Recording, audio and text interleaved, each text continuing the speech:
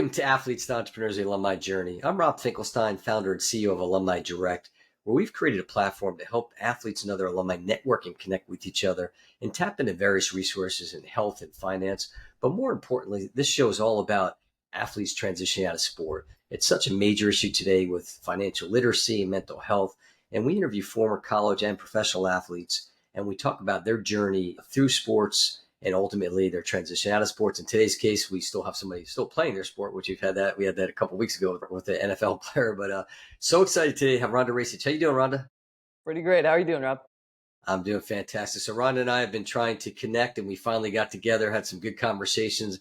I've been looking forward to this. We've had, I think, one other racquetball player who Rhonda's friendly with, Dr. Joe Shattuck, a little shout out to her. So Rhonda was actually two sports. So she played basketball, and what she was telling me before, that was kind of her better sport, like growing up. But she kind of found the knack for racquetball, decided to give it a chance. She went to Phoenix College and then off to Stephen F. Austin after that, but decided to go the racquetball route and ultimately transformed herself into a world champion racquetball player. So, Rhonda, let's talk about sports growing up. How did it shape you leading up into college?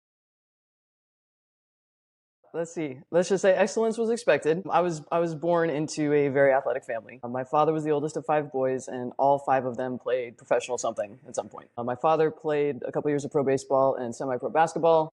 Then he became a pharmacist. His next brother, my Uncle Tim, played a couple years of pro baseball.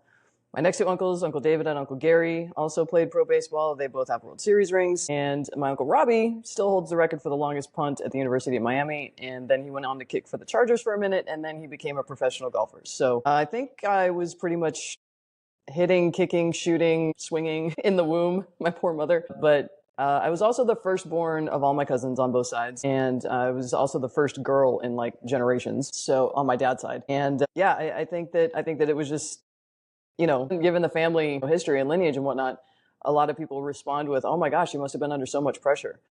I never felt that way. I've never felt that way. I mean, first of all, pressure is a privilege, but I didn't feel any pressure as a kid because that's just how it was. That's what was normal. That was what was familiar. So there was no pressure to be anything else than to strive for that familial excellence. Funny little story. I know this has nothing to do with alumni, but it is a funny story. When I was a baby, my parents went to go see my Uncle Dave play a doubleheader at Mile High Stadium on 4th of July. And in between the ball games, Uncle Dave came and pretty much literally yanked me out of my mother's arms, took me onto the field, brought his lounge chair up from the clubhouse and put it in behind second base in center field. And I basically sat there on his lounger watching, my own private 4th of July show from center field with, 60,000 fans in the stadium. And I don't know if this is correct or not, but I don't really get rattled with crowd noise. When I was playing basketball and I was at the free throw line and in enemy territory, and I'm getting all the yells and screams and boos and chants and whatnot, or even at home, whether you're cheering for me or against me, the crowd noise never really seems to bother me. And I think that it could be because I was exposed to 60,000 yelling fans during a fireworks show when I was a little baby, and it just stuck. So it's been a pretty cool, life experience growing up in this family. Yeah, I would say, I mean, with having all that, the professional ties, definitely fun going out to games and just family conversations. Sound like a very supportive family, and definitely had the athletic genes there from, at least like you said, from your dad's side. Was your mom an athlete as well? My mother's actually very athletic. She pretends not to be, but she is. She was, and she didn't have the familial support that my father's and his brothers had. My mom's parents were just kind of from the era of, girls don't play sports.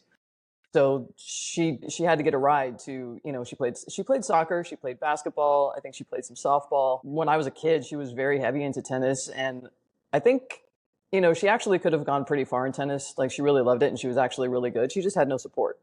She had no support of, having a coach or even going to, I don't think she ever actually played a tournament that wasn't just like a for fun neighborhood get together type of a thing. So, but talent wise, athletically gifted, my mom's actually. That's great. So let's talk, the transition out of sport. And this is a big issue today, as I mentioned. Are you seeing, and I know maybe not in your particular schools, but are you seeing education out there to try to help these athletes whether it's from college or even you being in the professional ranks, or are there things out there that are programs working, trying to help the athletes, like what's next, and not just small one-day workshops, but more like curriculum and things that they can do?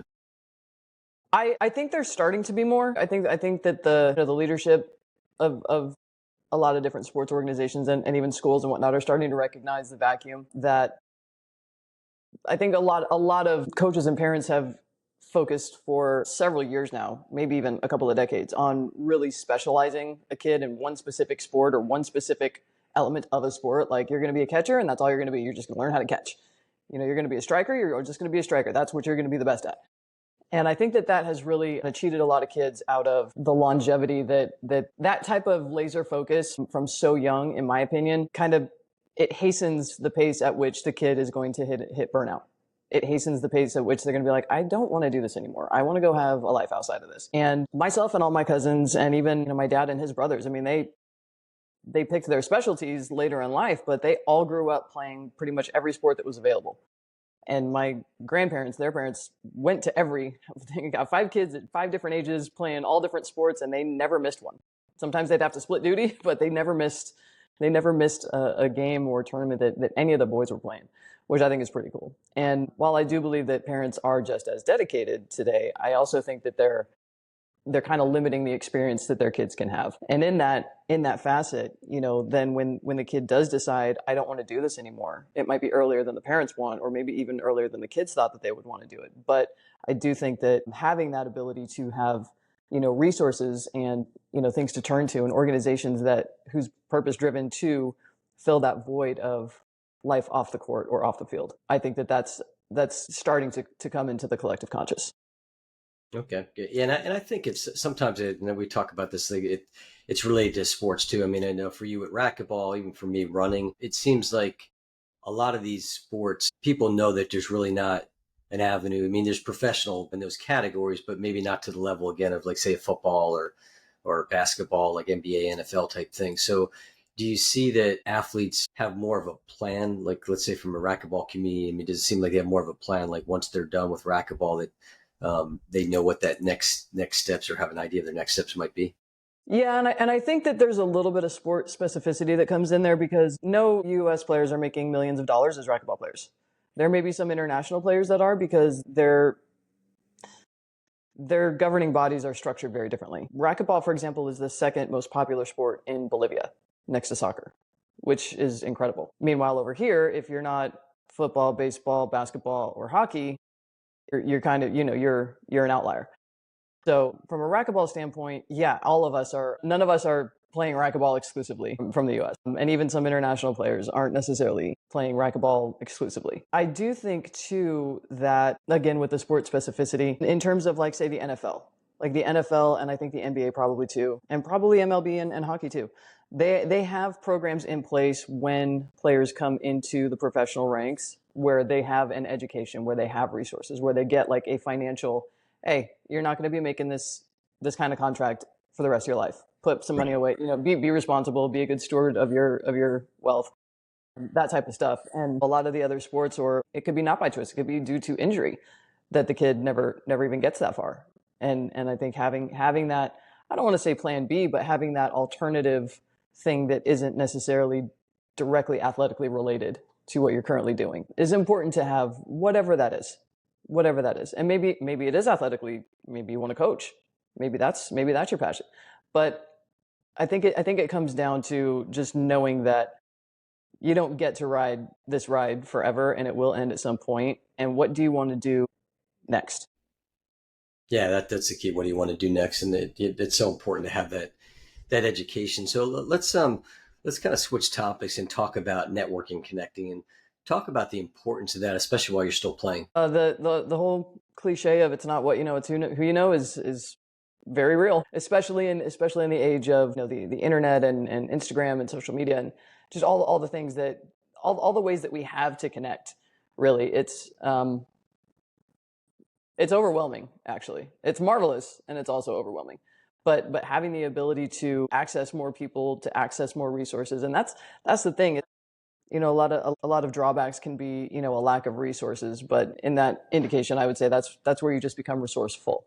They might not be your specific resources, but do you have access to others that do? And give them a call, shoot them an email, give them a tap online and say, hey, I want to know more about this. I would love to figure out how to partner with you. I'd love to figure out how we can collaborate. I'd love to figure out how I can learn something from you. What can I offer you in return? I personally lean towards, networking with people where whatever the collaboration is going to be isn't just a win for me. I don't want it to just be a win for me. I want it to be a win for them too. But I also want it to be a win for others because we came together on a project. I don't want it to be a win or a win-win. I want it to be a win-win-win for not just for those involved, but those who it can impact. And as long as something equates to a win-win-win across the board for everyone, then I'm sign me up for all of those. I'm ready for that. Yeah, that's great. And I love that attitude because I talk about that all the time. It's just going in and kind of having that, maybe like the paid forward mentality, so to speak, is that, yeah, obviously in any relationship, you'd like something to come out of it for yourself, but to kind of go in there and think, okay, well, like, what can I do to help them? And then also have that foresight to look at how can you bring, multiple people together. It's interesting. I was just on a conversation right before this, and we were talking about just that topic about like just, having that vision and bringing people together. So that's great. And then as far as, I guess from, I touched on it briefly, but kind of bring it up again from an athlete perspective, and we might have talked about this offline as well, but what do you see as far as athletes across different sports and networking together? And I always talk about this. It seems like at the high level, we'll go back to the examples of football and baseball, basketball, you might see the stars interacting, but for the most part, it seems like it's very siloed. Do you see like, is racquetball kind of being siloed as well? Or do you see as a professional athlete that you're interacting with other professional athletes from different sports? No, I definitely interact with other athletes from other sports. I don't limit myself to the racquetball scope. I want my hope is to generate and cultivate interest from these other athletes in my sport. And again, help try to bring more awareness to my sport. I know we talked about this offline, but one of the things that I encounter every time I'm on an airplane going to a tournament. Oh, so are you traveling for business or pleasure? I'm like, well, I love my job, so can it be both? And like, oh, what do you do? I hit for a living. You what? I'm like, I'm a professional racquetball player. Oh my God, racquetball. And everybody comes back with this racquetball story. Everyone's like, oh, I played as a kid, or my uncle was our state champ, or I was on my college's rec team, and we won our little tournament that we had at the end of the summer, and whatever it is, everyone's got that racquetball story. But at the same time, they don't know that there's a pro tour for a men's pro tour and a women's pro tour. They don't know that there's national teams. They don't know that we're in the world championships. They don't know that we're in the Pan Am Games. They don't know that we're in the world games. And we're working on the Olympics. That's the next question. Everyone like, oh, did you go to the Olympics? No, we're not there yet, but we're working on it. But that's the awareness that I hope to build. Everyone knows about racquetball, but they don't know about racquetball at the highest levels. They know that the sport exists. They may have even played, but they don't know, the hierarchy of the trajectory you can have as a racquetball player if you wanted to get competitive. It's a great exercise. Everyone says it's so much fun. The word I hear a lot is intense, which it's all of those things. But, to see it and to experience it at the level that a lot of people just are missing out on, that's what I want to bring awareness to. I want to bring an awareness to my sport the way that Tony Hawk brought an awareness to his sport. Yeah, it's so important. I guess is there an awareness at a younger age? Because it seems like, like you said, like on the plane, you're talking to people, and I know talk to me like at racquetball. When I was growing up, racquetball was everybody knew about racquetball. Has there been any kind of like a new initiative to, I guess, have youth being more interested in racquetball and understanding and knowing the game? So unfortunately, yes, there are very much grassroots movements to expose kids to racquetball at a younger age. It's getting harder and harder to do simply because of the amount of racquetball courts that have been lost, that have been turned into other facilities like a golf swing analysis room or a Pilates room. We've lost courts across the nation. A lot of big box gyms, a lot of the private gyms always had, gyms that have been around since the 60s and 70s had racquetball courts. And then in the late 80s, early 90s, they started taking out courts to make room for like the Nautilus fitness equipment craze and more, group aerobics type rooms and whatnot. And that's fine, not hating on those at all. But, there's very few private clubs left that have not just racquetball courts at all, but have enough racquetball courts to host an event. So that's one thing is that we've lost courts. The other thing is a lot of these facilities with racquetball courts, with enough racquetball courts, aren't suitable for massive viewing. They're not suitable for like, how are you going to cram a bunch of people around this court to, so that's one thing that was very special about our US Open is they have an all glass portable court that we would put on a basketball court and have a huge stadium seating behind it that we would bring in. And then we would have VIP seating around it. And you can see through all, the both side wall glass, back wall glass, front wall glass. The front wall had a film on it, so we could see the ball from inside the court, but outside the court, you could see directly in as if the film wasn't even there. And so there is also a ceiling that would come halfway back because we needed someplace to put the lights. But, that was a special venue when we had it. We had it in Memphis at first, and then we moved it to Minneapolis for the last 10 or 12 years. But, those are two aspects of it's difficult to get that visibility when the structures and the venues themselves aren't set up for us to have that visibility. The other part is, a lot of the big box gyms, even the ones that do have some courts like an LA Fitness, they don't allow kids without or only if you're at least 14 and with adult supervision. Otherwise, you got to go in the kids club. And so the other limiting factor to more youthful engagement is lack of accessibility. Right. And there's some schools that have outdoor courts. They may not be 4-wall courts. They may be 3-wall courts. No ceiling, no back wall. They may be short wall. They may be long wall. Which is fine. It's still, that at least that's an element of exposure. But then, and no offense to anyone, but I don't know how many people know what they're teaching if they are teaching racquetball at those schools that have courts. Right, because you're not playing angles off walls and things like that. Right. So just quick story. When I was in high school, our PE teacher, when we had our racquetball segment of PE for that semester, she ran the show.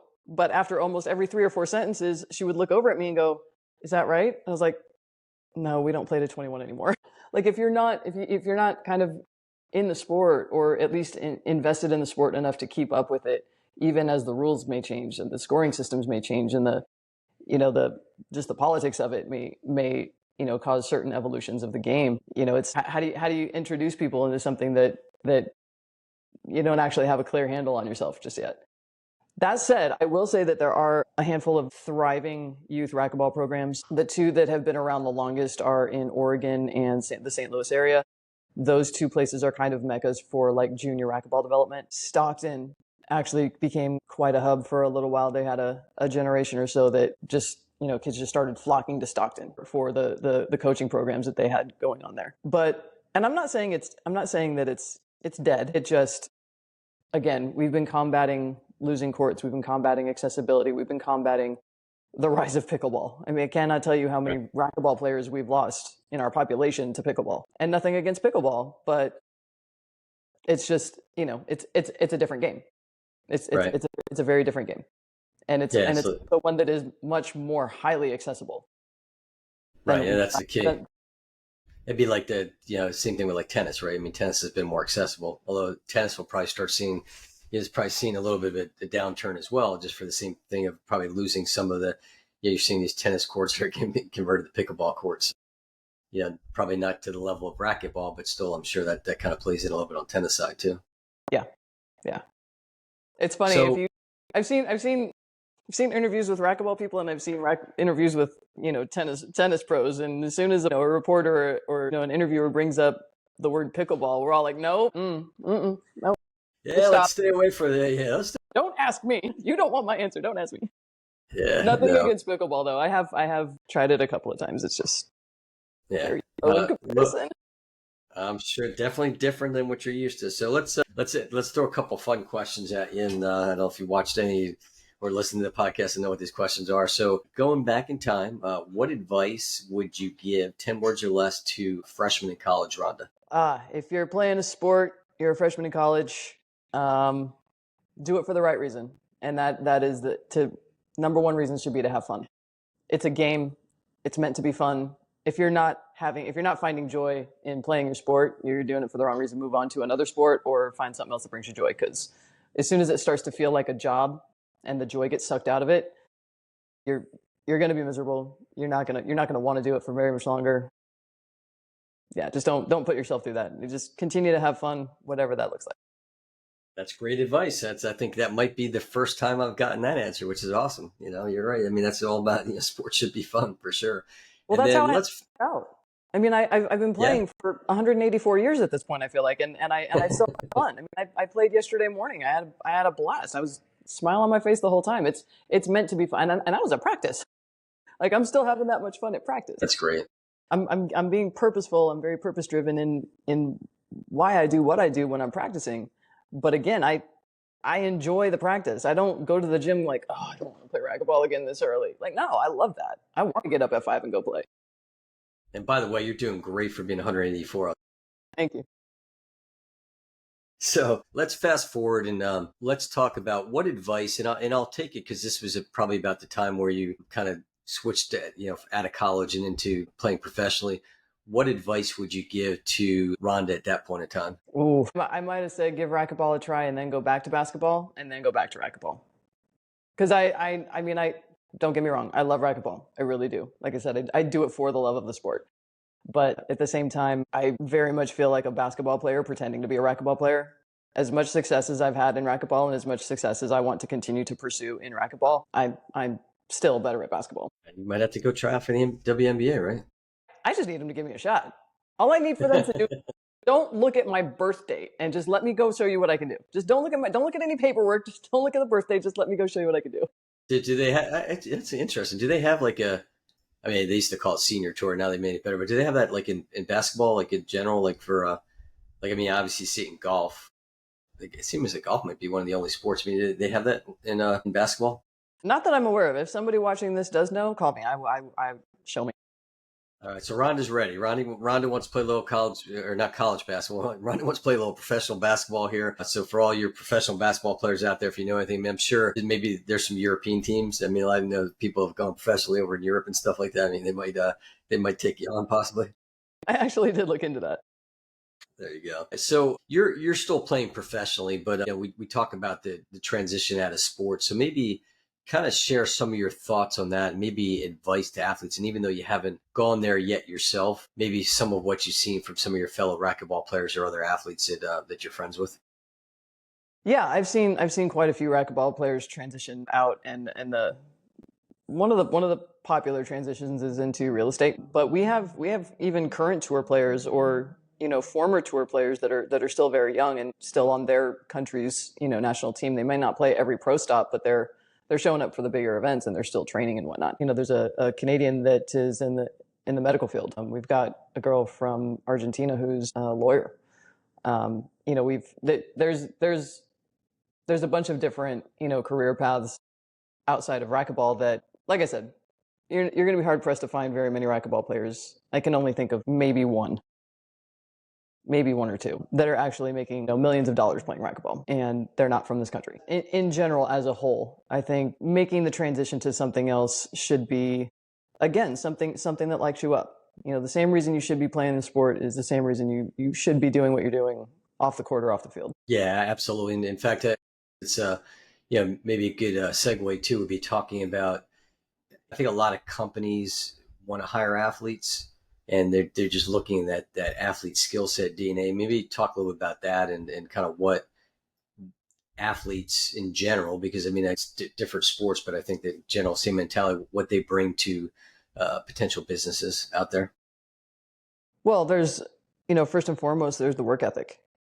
I think that the work ethic, the the ability to persevere through ups and downs, the ability to the leadership skills, the competitive nature does not typically die. Just when you stop competing, you're going to find something else to compete in. So if you go into sales, you want to be the best salesperson at what you do, right? You still want to be the best.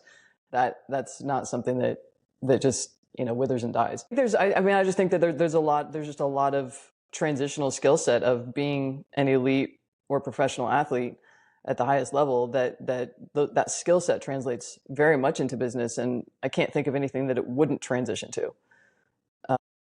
Even if no matter what the job is, you've got a skill set that's going to translate into pushing you to excel at what that is. Yeah, I agree. One other quick topic I want to cover with you a little bit is NIL, name, image, likeness.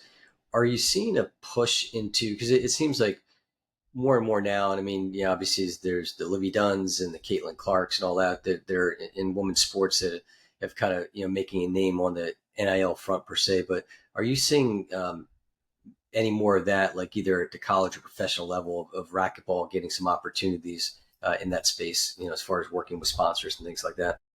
Not yet. I don't think that ripple has come into our realm yet. And Okay. that's primarily because there just isn't a whole lot of marketing dollars behind racquetball, period, yet.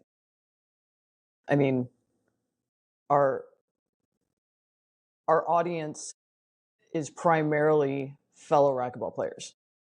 Right. And it's Okay. not it's not it's not limited exclusively to that, believe me. But as far as the difference between your general racquetball audience that's going to tune into a pro stop versus your general NBA audience or even March Madness audience right now. That said, I will say that the sport has kind of branched out a bit in terms of its marketing ideas. For example, before each pro stop, they do put out a kind of a betting pool for those who want to bet on the outcome of the tournament or who's going to win which round or the It's everywhere. odds of favorite and whatnot. Yeah, it's not on BetMGM yet, but maybe someday. Yeah, for sure, for sure. So, all right, let's. We've talked a lot of racquetball, and you also do professional speaking as well as some coaching. I'll talk a little about your journey into that, and you've been doing it for quite a while, and kind of what kind of projects you're working on in that area. So speaking, I've actually been speaking for over 19 years, but it was very sporadic for a long time. It wasn't something that I was pursuing. It's just something that I did every time it fell into my lap, and I enjoyed it. Several years ago, I was speaking at a conference in LA at the Sheraton LAX. During the break, I got in a conversation with this attendee, and she put me through a bunch of rapid fire questions, and one of them was, if it wasn't about the money, what would you want to do for work if it wasn't besides athletics? And it was one of those, don't think about your answer, just blurt it out. And I just speaking to help people, and I was like, oh, well, I guess that's it then, because I never thought about it, and that's what came out. And then the more I marinated on that answer after I blurted it out, even days later, I was like, yeah, I definitely want to do that. I enjoy when I do it. I love being of service. I love being able to connect with people and watch them have that aha moment. And um, that's just what drove me to consider that as more of a, all right, I'm definitely going to do this. I don't know when I'm going to put my head down and dive into pursuing it specifically, but I'm going to continue to do it every time I can. And then that time came a few years ago when I just sort of realized, and it had nothing to do with transitioning out of racquetball. It's just, I think I caught myself in a period where I was getting asked to speak a lot. And the more I spoke, the more I wanted to speak. And so Yeah. that's what just kind of pushed me into, all right, let's the wheels are turning in this direction. Let's go pursue this. And then so then I you know started up my business, and then I didn't realize that I was coaching at first. And I've been coaching for a little over 8 years now. And I didn't know that that's what I was doing, and I was doing it all for free. And then I'm like, oh wait, this is an industry, and people pay for this. Hold on one second. Let me revamp my strategy here. But yeah, I've been doing coaching. Most of it was one on one initially. Then I started doing some you know uh, some webinars online. Actually, I did a big one right after COVID hit. It was supposed to be in person in Canada, and then the vid hit, and it was July of 2020 that this happened. Yeah. But it actually went very, very well, considering the conditions and whatnot.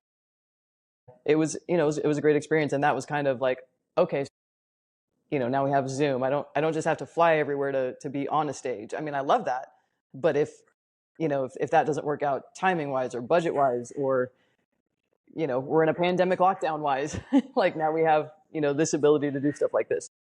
It certainly has expanded my speaking and coaching horizon. Being able to do things in person and online has helped expand my audience tremendously. I'm looking forward to building upon that.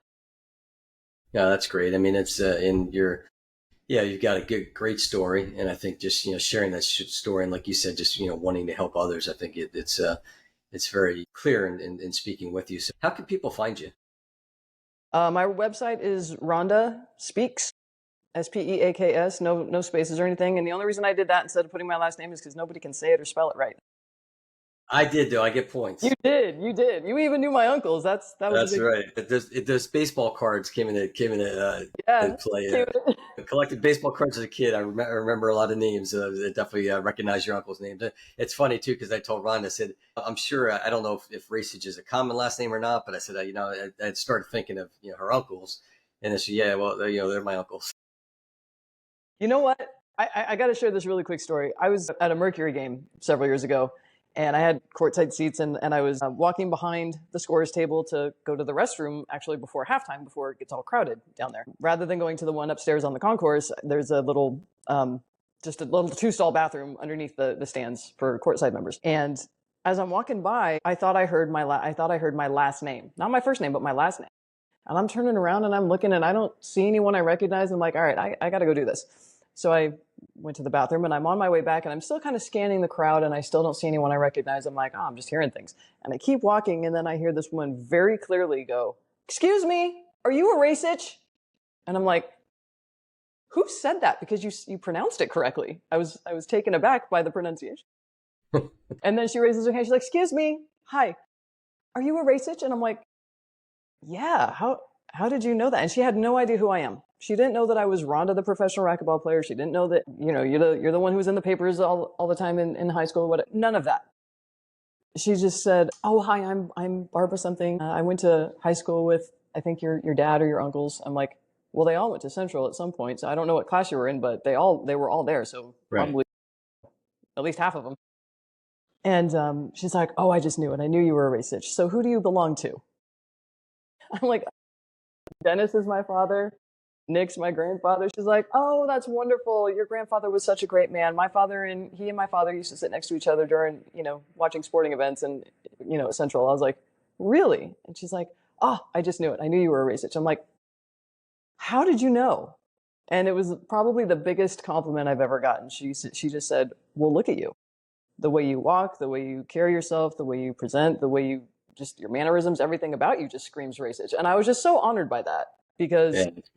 it really does show nothing about me, but the impact that my family has had on the valley here.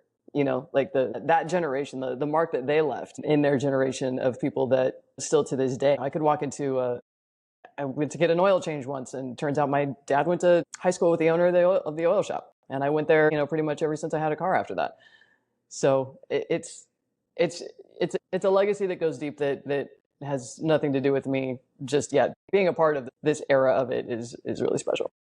Yeah, that's awesome.